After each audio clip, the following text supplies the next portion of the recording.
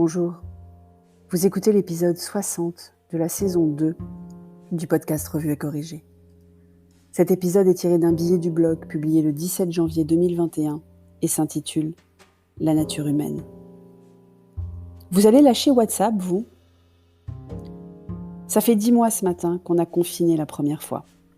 Et depuis, c'est de pire en pire.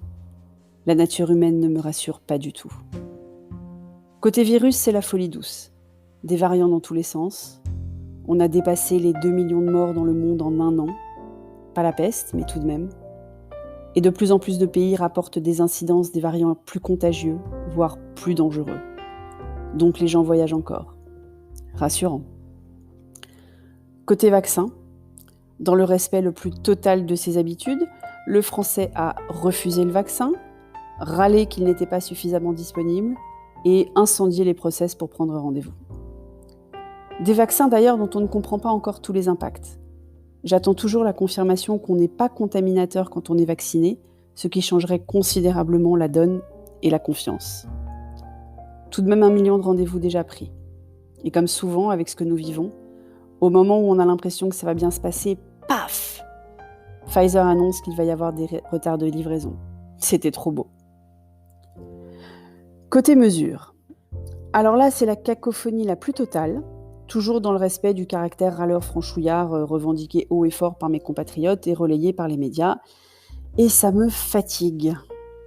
Combien de fois faudra-t-il répéter qu'on n'a aucune idée de l'impact des mesures ? Donc affirmer d'un ton péremptoire que ça ne sert à rien, alors qu'on est jugé parti quand on est directement impacté, ce n'est pas une preuve. Et franchement, à ce stade, on est tous impactés, donc personne n'a plus aucune objectivité. Le couvre-feu pèse ? Il va y avoir un impact économique ? Sans doute. Mais quelle alternative ? Un confinement généralisé qui va forcément avoir plus d'impact encore sans garantie de fin ? Un laisser-aller au niveau de la courbe des contaminés et un choix différent de privilégier l'économie et la vie sociale par rapport à la surcharge des hôpitaux ? La question que j'avais déjà soulevée il y a quelque temps dans l'épisode Le coût d'une vie, cette question revient en force tant les dommages collatéraux sur le long terme commencent à s'accumuler.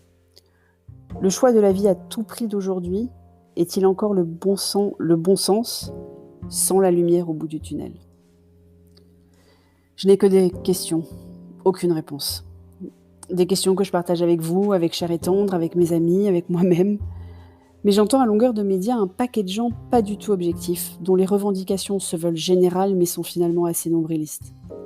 Les étudiants, qui d'abord refusaient les partiels en présentiel pour s'en mordre les doigts, après avoir pris connaissance des sujets plutôt faciles, parce que les profs ne sont pas si méchants finalement. Ces étudiants maintenant revendiquent de revenir en cours. Les commerçants qui râlent des 2 heures du soir perdues, en refusant d'ouvrir sur leur heure ou plus de déjeuner traditionnellement fermée. Les maires qui annoncent avec force vocalise leur refus d'appliquer le couvre-feu, qui ne dépend d'ailleurs pas d'eux mais des préfets, dans une démarche démagogue absolument abjecte. Tout cela ne me rassure pas sur la nature humaine. Nous avons plus naturellement propension à nous défendre qu'à défendre les autres. Nous préférons nous sauver individuellement plutôt que penser collectif. J'avais 9 ans quand M. Spock m'a appris que les besoins du collectif doivent passer avant ceux d'une minorité ou d'une seule personne. The needs of the many outweigh the needs of the few or the one. Dans une scène de sacrifice bouleversante et d'une logique implacable. Mais M. Spock n'est qu'à moitié humain. Pourquoi WhatsApp alors ?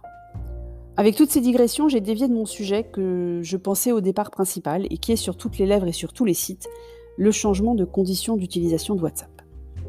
Petit résumé. WhatsApp a annoncé un changement de conditions générales d'utilisation dont la signature est indispensable à l'utilisation du service, donc non refusable si on veut continuer d'utiliser. C'est parti en boule de neige sur tous les médias, d'interprétation en fausses informations. Et sur tous les réseaux, avec 2 alternatives qui ont tiré leur épingle du jeu, Telegram et surtout Signal.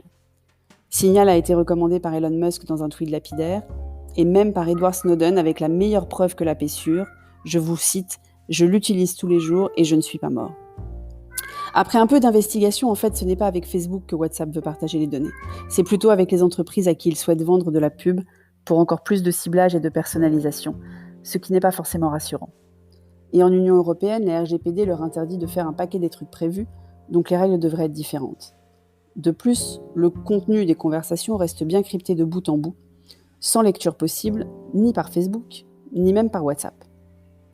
Après une semaine de bad buzz et de désinstallation, WhatsApp a annoncé repousser son changement de politique au 15 mai. Jusqu'au prochain délai, à mon avis. J'en suis à la fois ravie et pétrifiée.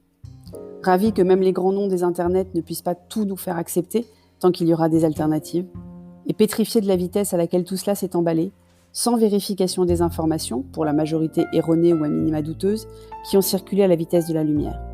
Une lapidation en bonne et due forme, sans autre forme de procès. On en revient à la nature humaine, donc.